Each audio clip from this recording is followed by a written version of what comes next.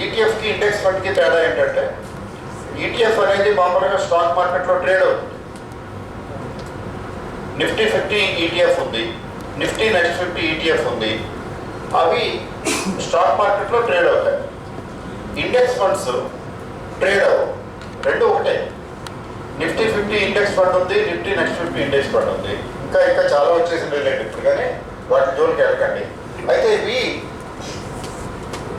Index funds trade అవ్వవు కాబట్టి వాటి ప్రైస్ రోజు అక్కడ కనపడదు. రోజు ప్రైస్ కనబడుతుంటే ప్రమాదమే, రోజు చూస్తుంటే ప్రమాదమే కదా, అది కనబడదు. మీరు కాకపోతే ఎప్పుడైనా విత్డ్రా చేసుకోవాలనుకుంటే వాళ్ళకి చెప్పేస్తే 2 రోజుల్లో డబ్బులు ఇచ్చేస్తారు, మీ అకౌంట్లో డబ్బులు పడిపోతాయి. ఈటీఎఫ్ అయితే అంతే, అది కూడా అంతే, అమ్మేస్తే మర్నాడు ఇప్పుడైతే 1 రోజులో వచ్చేస్తున్నాయి కదా. రెండు ఒకటే, లిక్విడిటీ రెండింటికి ఒకలానే ఉంటుంది. డిసడ్వాంటేజ్ అడ్వాంటేజ్ తీసుకుంటే ఏంటంటే ఈటీఎఫ్లు అండి రోజు కనబడుతుంటాయి కానీ ప్రమాదం. 275 మొన్న ఎప్పుడో చూశాను నేను, నిఫ్టీ నెక్స్ట్ 50 ఈటీఎఫ్ ఉంది 275 దగ్గర ఎక్కడో, అంటే ఎస్బీఐ ఎప్పుడో కొన్నది. అది చూస్తే 600 చిల్లర ఎంత ఉంది, 600 చిల్లర చూసి అబ్బో బాగానే ఉంది అనిపించింది. ఎక్కువ క్వాంటిటీ ఎక్కువ అమౌంట్ అయితే టెంప్టేషన్ అయితే 2-3 లక్షలు 4 లక్షలు వస్తుంది అనుకుంటే 1.5 టైమ్స్ 2 టైమ్స్ పెరిగింది లేపేస్తాను, టెంప్టేషన్ వస్తుంది కదా, అదొక ప్రాబ్లం. రెండోది ఏంటంటే ఈటీఎఫ్లో కొనటానికి అమ్మటానికి ఎక్స్చేంజ్ ద్వారా అన్నది సదుపాయమే కానీ లిక్విడిటీ ఉండదు వాటికంట. ఎందుకు ఉండదండి అంటే బయరు 276.75 పైసలు చెప్తే సెల్లర్ ఏమో 278.25 చెప్తాడు. ఆ ఇద్దరికి మధ్యన ఉన్న గ్యాప్, దాన్ని స్ప్రెడ్ అంటాం. ఇప్పుడు మనం ఏం చేయాలి, ఖచ్చితంగా కొనాలంటే 200 హైయెస్ట్ ప్రైస్ దగ్గర ఎవడైనా ఉన్నాడు వాడి దగ్గరికి వెళ్ళాలి కదా. బయర్స్ సెల్లర్స్ తక్కువ ఉన్న చోట స్ప్రెడ్ ఎక్కువ ఉంటుంది, అక్కడ బయింగ్ రేట్కి సెల్లింగ్ రేట్కి గ్యాప్ ఎక్కువ ఉంటుంది. మనం కాంప్రమైజ్ అవ్వాల్సి ఉంటుంది. అమ్మేటప్పుడు కొనేటప్పుడు అమ్మాలి అనుకున్నప్పుడు సరే మనకు దిగొచ్చి తక్కువలో అమ్మాల్సి వస్తుంది, కొనాలనుకున్నప్పుడు పైకి వెళ్ళి కొనాల్సి వస్తుంది, లేకపోతే అవ్వదు ఆ ట్రేడ్. ఇండెక్స్ ఫండ్స్ అలా ఉండదు. అక్కడ ఉన్నటువంటి ఎన్ఏవి, అప్పుడు ఉన్నటువంటి ఎన్ఏవి ఏదైతే రేటు ఉందో ఆ రేటు దగ్గర ఆటోమేటిక్గా అయిపోతుంది. అమ్మటం కొనటం చెప్పాలంటే ఈటీఎఫ్ల కంటే ఇండెక్స్ ఫండ్స్లే లాభదాయం. మీరు పెట్టినటువంటి అమౌంట్ ఒక 50 లక్షలు 60 లక్షలు అయితే, 30-40 లక్షలు అయితే, లక్షల్లోనే కదా ఇండెక్స్ ఫండ్స్ పెట్టి మళ్ళీ తీసేయం కదా, వదిలేసాం. 40 లక్షలు 50 లక్షలు అయింది, ఇప్పుడు తీసేయాలనుకుంటున్నారు. అదే మీరు ఈటీఎఫ్లు కొనుక్కుని ఈటీఎఫ్లు తిరిగి క్యాష్ చేసుకుందాము అంటే 50 లక్షలకు సరిపడా ఈటీఎఫ్లు అమ్మడానికి మీకు చెమట పెట్టేస్తారు. ఉత్తరాయణం నుంచి దక్షిణాయనం అంటే రోజు కొద్దిగా అమ్ముకుంటారు. ఒక్కరోజు అమ్మలేరు కదా,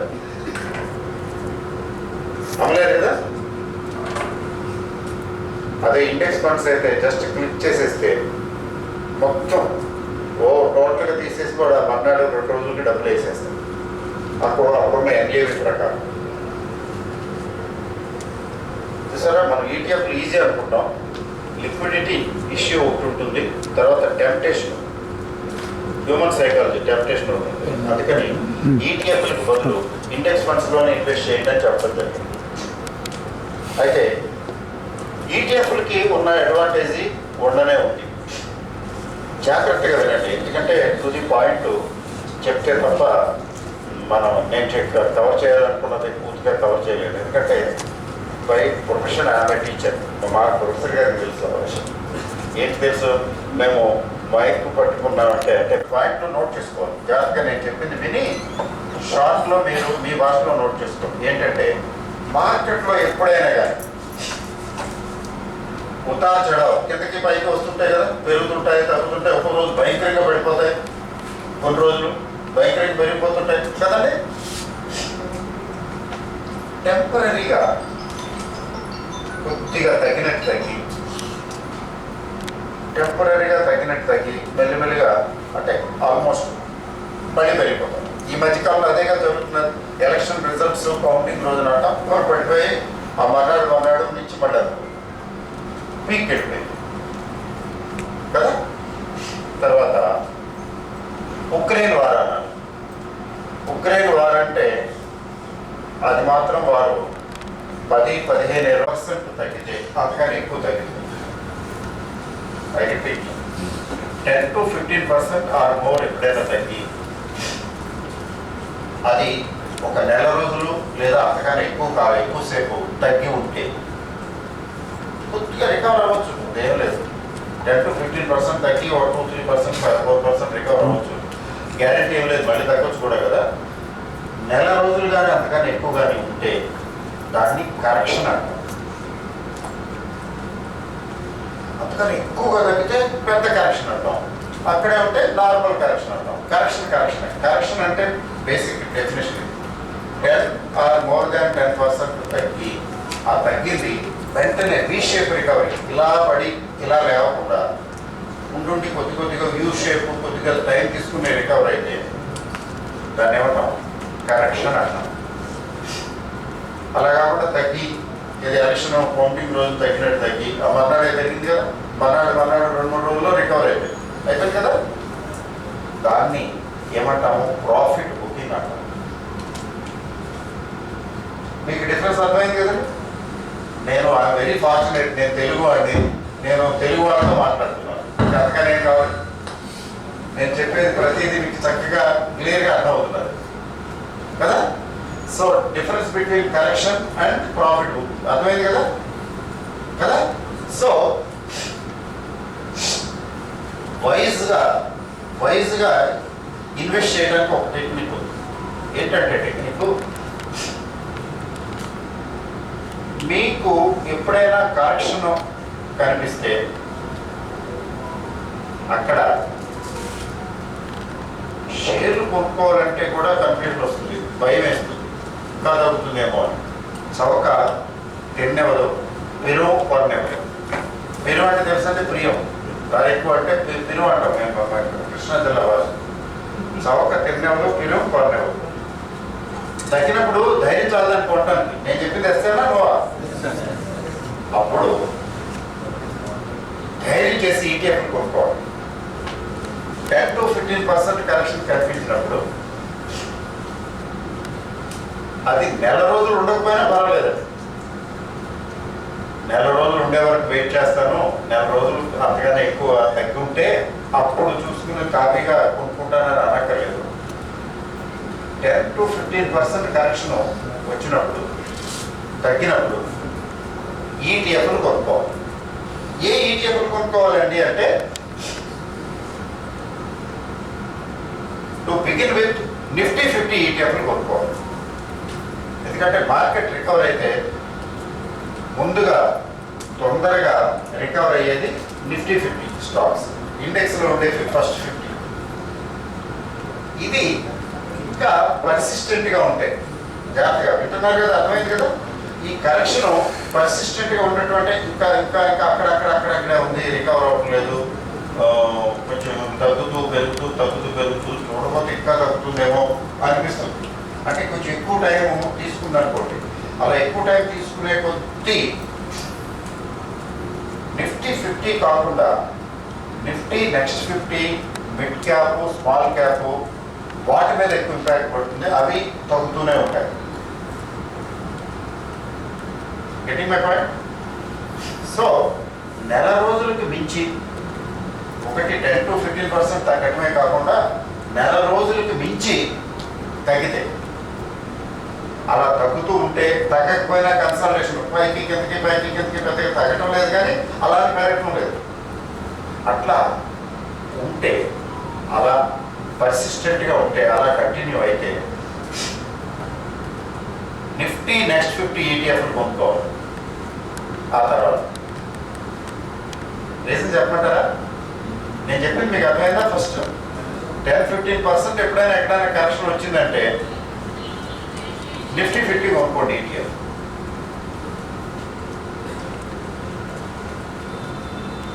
కొంచెం ఒక కందుకురాయని కదండి, ఆ కందుకురాయలాగా కొంచెం డబ్బులుంటే డబ్బులు ఎక్కువ పెట్టుకోవాలి. ఎందుకని షార్ట్ టర్మ్ గెయిన్స్, షార్ట్ టర్మ్లో వస్తాయి.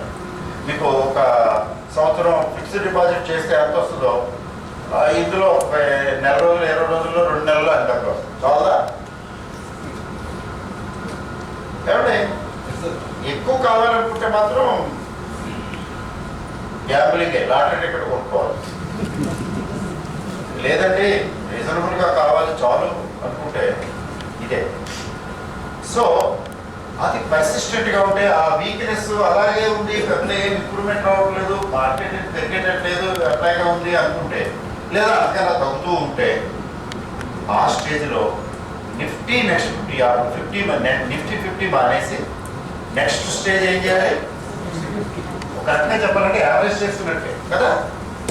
మీరు ఒక స్టేజ్లో 10% తగ్గింది కదా, ఆహా ఏమైనా భాగ్యం అని కొనేసారు. తీరా ఇంకొక 10% వెళ్ళిపోయింది, 15 ఇంకో 5% 7% వెళ్ళిపోయింది.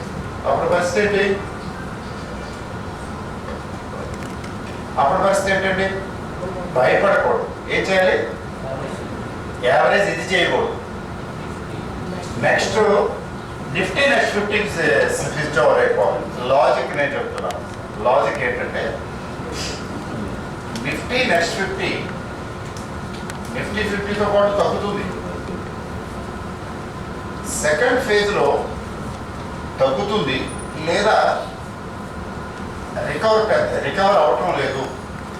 అట్లాంటి పరిస్థితులు ఏమవుతుందంటే నిఫ్టీ 50 కంటే నిఫ్టీ నెక్స్ట్ 50 ఎక్కువగా తగ్గుతుంది. నిఫ్టీ 50 పెద్దగా తగ్గదు,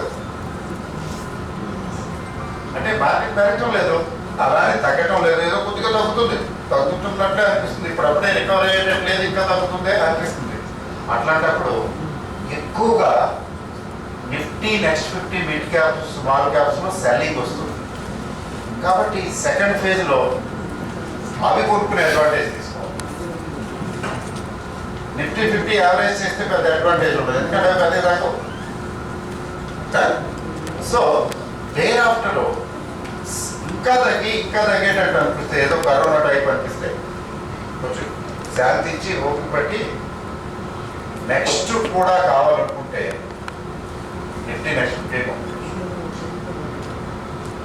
ఇది ఈటీఎఫ్లో ఇన్వెస్ట్ చేయడం అనేది చాలా వెరీ వెరీ వైజ్ థింగ్. ఈ వెరీ వైజ్ థింగ్ ఎట్లాంటిదంటే మీకు ఈక్విటీ స్టాక్స్ కంటే చాలా బెటర్. రిస్క్ లేదని మాత్రం నేను చెప్పను. ఈక్విటీస్లో రిస్క్ ఉండదా? ఉంటుంది కదా, కానీ వీటిలో రిస్క్ తక్కువ ఉంటుంది. ఇండెక్స్ ఎప్పటికప్పుడు రికవర్ అవుతుంది కదా, దాంతోపాటు ఇది కూడా రికవర్ అవుతుంది. Getting my point. ఈటీఎఫ్లో ఇన్వెస్ట్ చేసుకుంటూ కూడా కొంచెం వైజ్గా డబ్బులు సంపాదించుకోవచ్చు. కొంచెం షార్ట్ టర్మ్, ఒక్కోసారి షార్ట్ టర్మ్ 2-3 నెలల్లో వచ్చేస్తుంది, లేకపోతే అలా వదిలేస్తే కొంత నెగ్గుడ్ అయిపోతుంది. ఎప్పుడైనా స్టీప్గా ఒకరోజు ఒక్కోసారి 5% తగ్గిపోయింది, 4% తగ్గిపోయింది, 3%, 4%, 5% తగ్గుతుంది కదా, అప్పుడప్పుడు ఎక్సెప్షనల్గా. అది ఒక రోజు 2 రోజులతో తగ్గుతుంది, అదేం లేదు, మర్నాడు మళ్ళీ రికవర్ అవ్వచ్చు కూడా. అట్లా 2 రోజులు వరుసనే ఎప్పుడైనా తగ్గితే అప్పుడు ఈటీఎఫ్లు కొనుక్కోవచ్చు. నిఫ్టీ 50 సెకండ్ మొదలు చెప్పేశాను నేను. మొదటి ఏం చెప్పాను? కరెక్షన్లో 10 లేదా 15% కరెక్షన్ వచ్చినప్పుడు నిఫ్టీ 50 కొనుక్కుంటాం. ఇంకా తగ్గితే తగ్గుతున్నట్టు అనిపిస్తే, ఫర్దర్ తగ్గేటట్టయితే నెక్స్ట్ టైం స్విచ్ అవుతాం, నిఫ్టీ నెక్స్ట్ 50 కలుపుతాం. అది కరెక్షన్లో చేసేవారు.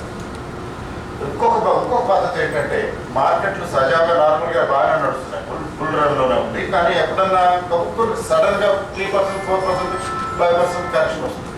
ఆ రోజున వెనక్కి ముందుకి చూడకుండా 2 రోజులు అలా తగ్గినట్లయితే అప్పుడు కూడా నిఫ్టీ 50 ఈటీఎఫ్లు కొనుక్కోవచ్చు. ఇప్పుడు శుక్రవారం తగ్గింది, నెక్స్ట్ మండే తగ్గింది, దగ్గర 5% దాకా తగ్గింది, 3-4%, 5-6% తగ్గింది. ఏం దాని గురించి ఎక్కువ ఆలోచించగల, కళ్ళు మూసుకుని ఈటీఎఫ్లు కొనుక్కొని పెట్టేస్తాం. మరి ఏంటంటే వాటిని ఏం చేయాలి? ఆ వదిలేయటమే. మళ్ళీ ఇంకెప్పుడన్నా తగ్గింది అనుకోండి ఇట్లాగే ఇంకొకసారి అప్పుడు కొనుక్కోవడం. హలో, ఇంకెప్పుడైనా తగ్గితే ఇంకోసారి అనుకోండి. మధ్యలో ఏం చేయగల అలా కాకుండా మధ్యలో పెరుగుతూ ఆ తర్వాత పెరుగుతూ పోయి కొంచెం బాగానే వచ్చిందనుకోండి, 10, 15, 20%, 30% కనబడుతున్నది అనుకోండి ప్రాఫిట్. ఇంతకుముందు కొన్నది ప్రాఫిట్ బుక్ చేసి డబ్బులు జోబులో వేసేసుకోండి. ఏమైంది? ఎక్కువ గ్యాప్ ఉంటే అలా బాగా తగ్గిన 2 రోజులు వర్షమే తగ్గినప్పుడు కొంచెం తగ్గింది, బాగా తగ్గింది అనుకుంటున్నా కొనుక్కున్నది. ఆ తర్వాత తగ్గకపోతే పెరుగుతూనే ఉంటే నో రిగ్రెట్. అది 10, 15, 20% ప్రాఫిట్ వస్తుంది. న్యాచురల్ కదా. ప్రాఫిట్ బుక్ చేసి డబ్బులు జోబులు వేసుకున్నారు. అలా మార్కెట్లో 3 to 5% తగ్గిన ప్రతి సందర్భంలోనూ ఈటీఎఫ్ కొనుక్కోవచ్చు. ఆ రోజు వదిలేదు. అవి ఎప్పుడైనా పెరిగినప్పుడు అమ్ముకోవడం, లేకపోతే ప్రసాదం కూర్చోవటం, ఏం పర్లేదు. మీరు స్టాక్స్ కొనుక్కుని ఇన్వెస్ట్ చేసి పెట్టేసుకుంటారు కదా, మర్చిపోతాం కదా మన స్టాక్స్ కొని. వాటి చేయటం అనేది లైఫ్ గోల్స్కి సంబంధించింది. ఇప్పుడు మీరు 25 years అనుకోండి. బాబు నీ వయసు అంతా అమ్మా 27 ఇన్వెస్ట్ చేసావు ఇండెక్స్ ఫండ్స్ లో? చేయలేదు. ఏం చేస్తుంటావు? ఆర్కిటెక్చర్ అంటే ఇంజనీరింగ్ సైడ్. మరి వర్క్ చేస్తున్నావు కదా, నీ అవసరాలు అన్ని ఈఎంఐ ఈఎం వస్తున్నాడు కదా, 60 ఏళ్ళు రిటైర్ అయ్యాడు కదా. అది కూడా అందులో 2 పోర్షన్స్ ఉన్నాయి, వాళ్ళు అమ్మట్లేదు. 3 పోర్షన్లు కొనేసాడు. ఆ బిల్డింగ్, పాత బిల్డింగు అది ఫేమస్ అండి ఆ ఏరియా. వాళ్ళ తాతల పేరు కొనేయాలండి. ఇది పెట్టాను అంతే, కూర్చున్నాను అంతే, ఎవరికి చెప్పలేదు. మా ఇంట్లో కూడా చెప్పలేదు, మా ఆవిడకి కూడా చెప్పలేదు. ఆ 2 పోర్షన్లు ఎప్పుడొకప్పుడు వాడు వస్తాడు. ఎక్కడో అమెరికాలో ఉన్నాడంట, వాడు ఎక్కడ ఉన్నాడంట, వాడు డబ్బులు బాగున్నాయి, పట్టించుకోవట్లేదు. కానీ వస్తాడు ఏదో టైంకి. ఆ 2 పోర్షన్లు కూడా కొనేస్తే మొత్తం బిల్డింగ్ నాకు అకౌంట్కి వచ్చేస్తుంది ఆ పోర్షన్. అంటే సండే క్లాస్ ఇది ఒక రకంగా చెప్పాలంటే. టార్గెట్ పెట్టుకుని దాని మీదే కూర్చోవడం, సిట్టింగ్ అవ్వాలి. అంటే కోడి గుడ్ల మీద అలా కూర్చుని ఉంటుంది. ఎంత ఓపిక కూర్చుని ఉంటుందండి కోడి గుడ్లు. చూసారు మీరు? చూసారు చాలా మంది. రూడీ ఓవర్ అంటే అలా కూర్చుని ఉంటుంది గుడ్ల మీద. అసలు తినడానికి కూడా లేవదు, తినడానికి కూడా బయటికి రాదు. ఆల్మోస్ట్ ఏదైనా వస్తే 2 నిమిషాలు 3 నిమిషాలు అట్లా వచ్చినట్టు వచ్చి ఏదైనా తిని లేదా తాగి మళ్ళీ కూర్చుంటుంది. He has been brooding over it. అట్లా ఫోకస్ ఉన్న చోట అది ఖచ్చితంగా వాడు కొనేస్తాడు. నాకు అర్థమైపోయింది. ఎందుకంటే 1 fine day వాడు వచ్చేసేసి అట్రాక్షన్, బాబు నీకు ఇచ్చేస్తాను కావాలా అంటాడు. చూడండి, వాడు కొనేస్తాడు కూడా. సో ఇప్పుడు లాస్ట్ హాఫ్ అన్ అవర్లో నేను చెప్పిన దాని తాలూకు అయితే చెయ్యండి. ఎప్పుడు అది ఏ కంపెనీ, దాని బిజినెస్ మోడల్ ఏంటి? టాటా మోటార్స్ లాంటిది, పిఎస్సి లాంటిది వాడు చాలా వయసుగానే చేశాడు కదా. సుజలాలో కూడా అలా చేసి కోట్లు వేలు లక్షలు, కొంతమంది వేలు సంపాదించారు, కొంతమంది కోట్లు, కొంతమంది లక్షలు కదా వాళ్ళ స్థాయిలో. కానీ సుజలాన్ లాంటి కంపెనీలో యావరేజ్ చేయకూడదు. అదేంటండి, ₹1 కోటీశ్వర్లు అయిపోయారు సుజలాన్లో. మీరు ఇలా ఎందుకు చెప్తున్నారంటే, సుజలాను లక్కీగా టర్న్ అరౌండ్ అయ్యి బాగా వచ్చింది. కానీ జనరల్గా రావు, ఎక్సెప్షనల్గా వస్తాయి. కాబట్టి ఎక్సెప్షన్స్ జోలికి వెళ్ళకండి. ఎందుకంటే హార్డ్ ఎర్నడ్ మనీ. ఏం చెప్తారు ఆయన, వారన్ బఫే గారు? Protect your capital.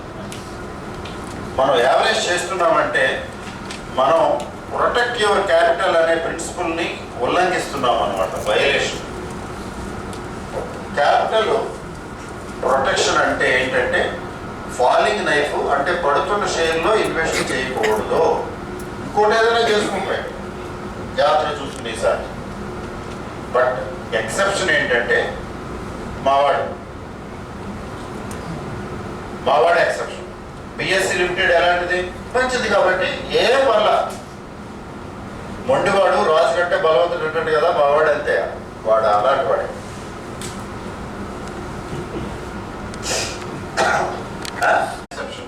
Safe game ఆడాలి, అన్సేఫ్ గేమ్ ఆడకూడదు. రిస్క్, ఎందుకంటే సుజనాల్లో రిస్క్ ఉన్నదే. 10-15 ఏళ్ళ నుంచి చూస్తున్నాను నేను. అయితే అది లక్కీగా టర్నర్ ఉన్నాయండి గవర్నమెంట్ పాలసీస్.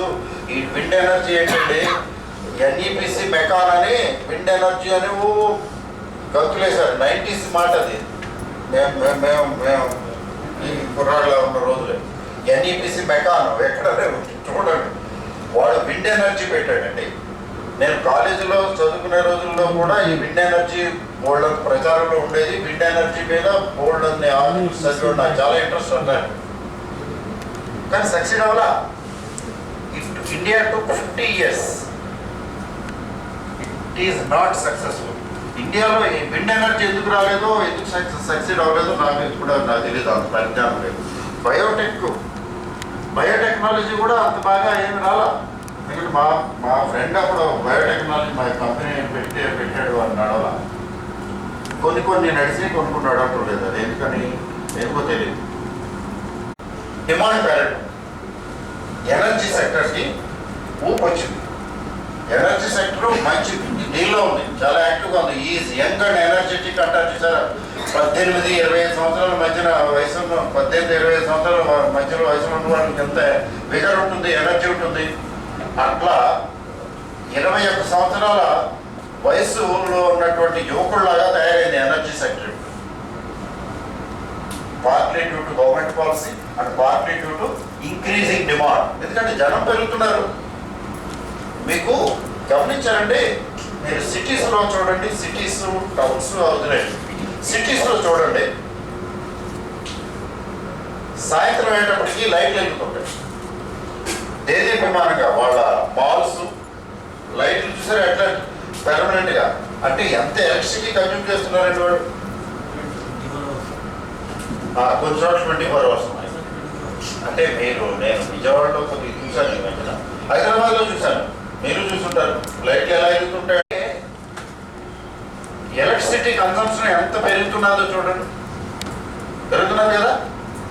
అది ఎనర్జీ సెక్టార్కి ఇంపార్టెన్స్ రావటం, పవర్ కన్సంప్షన్, పవర్కి ఇంపార్టెన్స్ రావటం. ఇప్పుడు ఎలక్ట్రిక్ వెహికల్స్ అంటున్నారు. ఎలక్ట్రిక్ వెహికల్స్కి ఏం కావాలి? ఇంధనం ఏంటి? హలో ఆవాజ్ నహీ ఆ రహీ హై. వినపడుతున్నదండి చెప్పేది. ఎలక్ట్రిసిటీ అంటున్నారు, ఎలక్ట్రిక్ వెహికల్స్ అంటున్నారు. ఎలక్ట్రిసిటీ వెహికల్స్ వచ్చేసినాయి. చాలా చోట్ల బస్సులు నడుస్తున్నాయి, అన్నీ నడుస్తున్నాయి కదా, పెద్దవి చిన్నవి నడుస్తున్నాయి కదా. వాటికి ఇంధనం ఏంటి? పవరే కదా, ఎలక్ట్రిసిటీ కదా.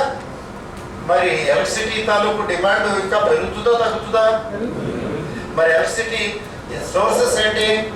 హైడ్రో, థర్మల్, ట్రెడిషనల్, ఇవి ఉన్నాయి. ఇవి కాకుండా ఇవి సరిపోవు.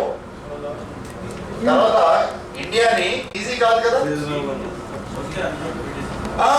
ఇంకెంత ఉంది?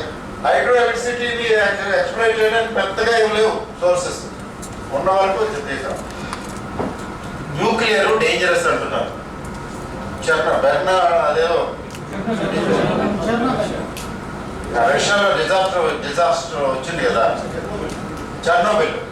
ఆ తర్వాత న్యూక్లియర్ వద్దండి అంటున్నారు. నెక్స్ట్ ఇంకేం కావాలి? సోలార్ ఉంది కదండి, ఇది డెవలప్ చేయండి. చైనా బాగా చేశాడు, చేసి చూపించాడు ప్రపంచానికి. యూరోప్లో కూడా చేశాడండి, చైనా కూడా చేశాడు. ఎందుకంటే యూరోప్ వాడి కంటే చైనా వాడి లైట్ కావాలి కదా, sun light. So alternate sources of energy, green power అంటున్నాం కదా మనం. డిమాండ్ ఫర్ పవర్, దాంతో గవర్నమెంట్ విండ్ ఎనర్జీ కూడా పెద్దపీట వేయటం మొదలుపెట్టింది, వేసేసింది. ఇప్పుడు విండ్ ఎనర్జీలో సుజలాను లీడర్ అంతే కదా, వన్ ఆఫ్ ది లీడర్స్ అనుకోండి. ఎప్పటి నుంచో ఉన్నాడు కదా. సడన్గా వచ్చేస్తాం. కానీ ఎంత టైం పట్టింది?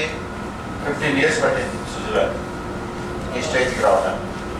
అయితే మొండిగా అలా కంటిన్యూ అయ్యారు, అవుతున్నారు, సుజలాన్ వచ్చింది. But is an exception.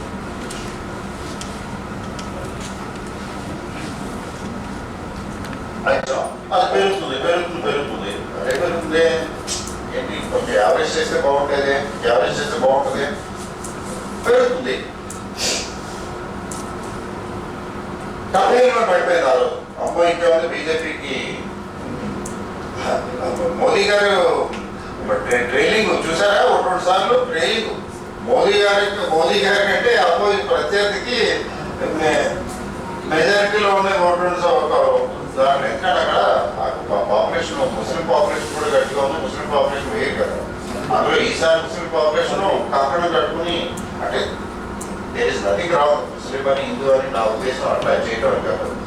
జనరల్గా ఏంటంటే ఈ రిలీజియస్ బయాస్ ఉంది కదా, ఉంటుంది కదా, తప్పే ఉంది అందులో. మేము ఈయనకి వెయ్యము అనుకున్నారు. What there is nothing wrong. అట్లా పడిపోయింది కదండి ఆ రోజు. పడిపోయిందా? కొన్ని గొప్ప షేర్లు ఆ రోజు పడి, మీకు ఆ షేర్ గురించి తెలుసు, ఆల్రెడీ మీ ఇన్వెస్ట్మెంట్ ఉంది అందులో. విన్నారండి? మీకు అందులో ఇన్వెస్ట్మెంట్ ఆల్రెడీ ఉంది, ఆ షేర్ గురించి మీకు తెలుసు, గొప్ప షేరు పెరుగుతున్నది, ఆ రోజు పడింది. అట్లాంటప్పుడు సో వేరే ఇంకా ఎందుకు అక్కడెక్కడికి కొత్త షేర్లు అయ్యాన్ని ఎందుకులేదు, ఎరుగు నల్లు నీళ్ళకు తెచ్చుకోండి.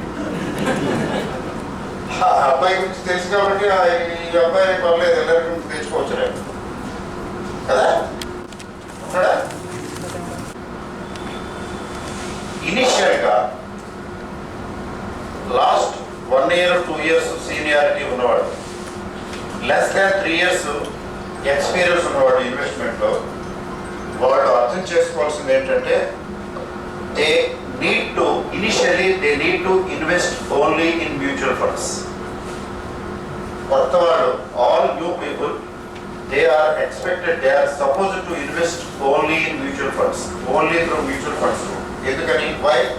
Because initially they don't have that much maturity to choose a stock. Selection of stock is very, very important.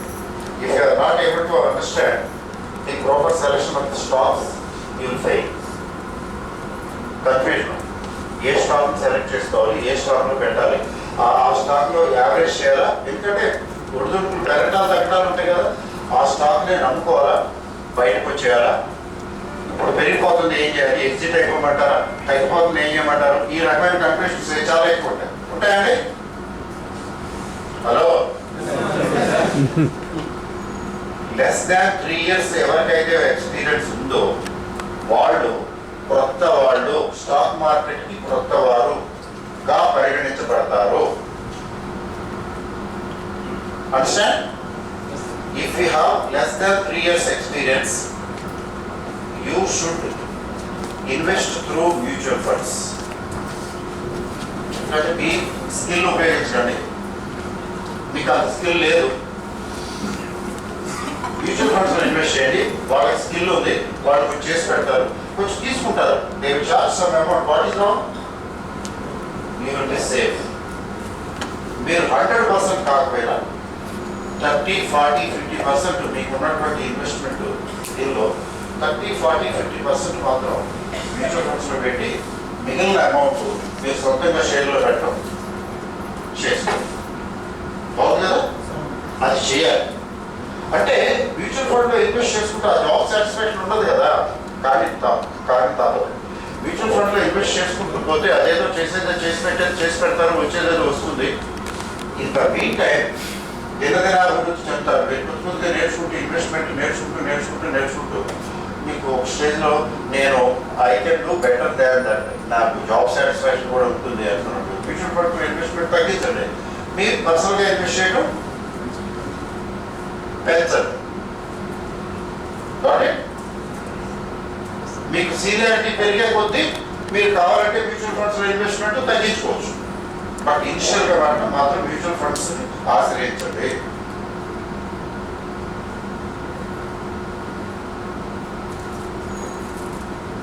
అయితే మ్యూచువల్ ఫండ్ సెలక్షన్ అంటే ఏం పర్వాలేదు, కుడి అడగా పెద్ద డిఫరెన్స్ ఏం రాదు. మార్కెట్లు బాగోకపోతే మార్కెట్ కండిషన్స్ బాగోలేదు అనుకుంటే హైబ్రిడ్ సిస్టమ్కి వెళ్ళిపోవడం. ఈక్విటీ అండ్ డెట్, కొంత పోర్షన్ ఈక్విటీలో పెడతారు, కొంతమంది డెట్లో పెడతారు. అది కొంతకాలం యావరేజ్ చేస్తుంది, అది కొంచెం రిస్క్ తగ్గిస్తుంది. ఇది ఫాలింగ్ లేదా మార్కెట్లు బాగోలేవు కన్సల్టేషన్లో ఉన్నాయి అనుకుంటే, లేదు మార్కెట్లు బాగానే ఉన్నాయి అనుకుంటే డైరెక్ట్ ఈక్విటీ ఇన్వెస్ట్మెంట్ పెట్టవచ్చు. అయితే డైరెక్ట్ ఈక్విటీ ఇన్వెస్ట్మెంట్ పెట్టేటప్పుడు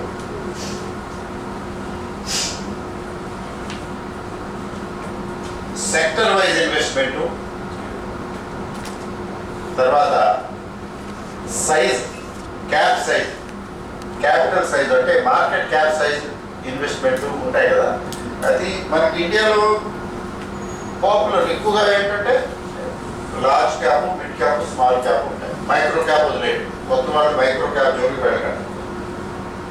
అయితే మీ బాబాయో లేకపోతే మీ పెద్దనాన్నో లేకపోతే ఫ్రెండ్ తాలూకు బ్రదరో డెఫినెట్గా చెప్పి ఈ కంపెనీ ఇప్పుడే పెట్టారు ఇది బాగుంటుంది కన్ఫర్మ్, అది అంత నమ్మకంగా గ్యారంటీగా అది చెప్తే అంత గ్యారంటీడ్ సోర్స్ ఆఫ్ ఇన్ఫర్మేషన్ అయితే పెట్టి మారేస్తారు, పెరుగుతాయి కూడా. ఎందుకంటే అంత కావాల్సిన వాళ్ళు అంత కాన్ఫిడెంట్గా చెప్పారు కాబట్టి. అది 500 crore కంపెనీ అంటే ఎంత చిన్నదో చూడండి, మైక్రో. 200 crore కంపెనీ, 150 కోట్ల కంపెనీ, అట్లాంటి వాటికి 100% మీకు దాని గురించి తెలిసిన సోర్స్ ఉంటే తప్ప ఇన్వెస్ట్ చేయడం. కొత్తవాడు అసలు స్మాల్ క్యాప్లోనే అసలు ఇన్వెస్ట్ చేయకూడదు, చాలా తక్కువ అమౌంట్ పెట్టాలి. మైక్రో క్యాప్లో అసలు ఇన్వెస్ట్ చేయకూడదు. మీకు ఎక్స్పీరియన్స్ లేదు కదా, ఏదైనా పెరిగితే పెరిగిపోతాయి, బాగుంటాయి, లేదా పోవచ్చు కూడా. అందుకని జాగ్రత్తగా ఉండాలి. ఒకటి మ్యూచువల్ ఫండ్ రూట్లో ఉండాలి ఎక్కువ. రెండోది మైక్రో క్యాప్లో ఇన్వెస్ట్ చేయకూడదు. ఎక్సెప్షన్ ఏంటంటే మీకు బాగా తెలిస్తే కన్ఫర్మ్ అయితే స్మాల్ క్యాప్ కూడా అవాయిడ్ చేయండి. స్మాల్ క్యాప్ అంటే ఎంత అండి?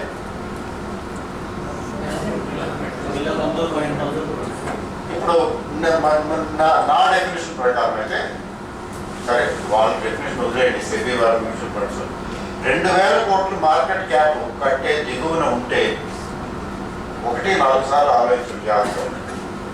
బిలో 2000 crore అయింది అంటే 2000 crore అండ్ అబౌవ్ కొంచెం ఎక్కువ సేఫ్. అంటే గ్యారంటీ బాగా పెరుగుతాయని నా ఉద్దేశం కాదు. కొత్త వాళ్ళ గురించి నేను చెప్పాను. కొత్తగా అంటే 2 years 3 years నుంచి ఇన్వెస్ట్ చేసే వాళ్ళ గురించి చెప్పాను. సీనియర్స్కి ఇవన్నీ వర్తించక్కర్లేదు. రెండోది మ్యూచువల్ ఫండ్స్లో ఇన్వెస్ట్ చేసేటప్పుడు large cap, mid cap, small cap అదో కేటగిరీ. ఇది ఈక్విటీలో పెట్టుకుంటుంది. డెట్ టు ఈక్విటీ కలిపి పెడుతున్నాం అనుకోండి, దాన్ని హైబ్రిడ్ సిస్టమ్ అంటారు. అందులో కొంత పోర్షన్ డెట్లో పెడతారు, ఫిక్స్డ్ ఇన్కమ్, ఫిక్స్డ్ ఇంట్రెస్ట్ వస్తుంది దాని మీద. కొంత ఏం చేస్తారు, ఈక్విటీ పెడతారు. That is another approach. Otherwise sectoral investments ఉంటాయి. సెక్టరల్ ఉంటాయి కదా. ఐటీ ఉందండి, వాడు వచ్చేసి ఈ మధ్యన తెగ పెట్టేస్తున్నారు. ఇప్పుడు మ్యానుఫ్యాక్చరింగ్ కూడా వచ్చింది ఈ మధ్యన. విన్నారని చూసారు మ్యూచువల్ ఫండ్స్ మ్యానుఫ్యాక్చరింగ్. ఎందుకని అంటే మోదీ గారు మేక్ ఇన్ ఇండియా చెప్తున్నారు, మేక్ ఇన్ ఇండియా స్లోగాన్ తీసుకొచ్చారు. ఇప్పుడు మ్యానుఫ్యాక్చరింగ్ కంపెనీస్కి ఇన్సెంటివ్ ఇస్తున్నారు. కాబట్టి మ్యానుఫ్యాక్చరింగ్ ఇండస్ట్రీ, మ్యానుఫ్యాక్చరింగ్లో ఉన్నటువంటి వాటికి గ్రోత్ చాలా ఫాస్ట్గా ఉండే అవకాశం ఉంది అని చెప్పి ఫండ్ ఇంట్రడ్యూస్ చేశారు కదా. మ్యానుఫ్యాక్చరింగ్ ఫండ్ ఉంది కదా, ఉందా లేదండి? ఎంతమంది తెలుసు? ఓకే. అలాగే ఫార్మా, ఐటీ, రియాలిటీ అంటే రియల్ ఎస్టేట్, ఇట్లా sector based mutual funds, sector basis మీద కూడా మ్యూచువల్ ఫండ్స్ బాగా లాంచ్ చేస్తున్నారు కదా ఈ మధ్యన. ఎస్ ఆర్ నో అండి? కొత్త వాడు సాధ్యమైనంత వరకు అది అవాయిడ్ చేయండి. లభించిందో ప్రొఫెసర్ గారు, అయ్యా ఇండెక్స్ ఫండ్స్ లో మైక్రో క్యాప్లు, మినీ క్యాప్లు కూడా వచ్చేసినాయి అంట.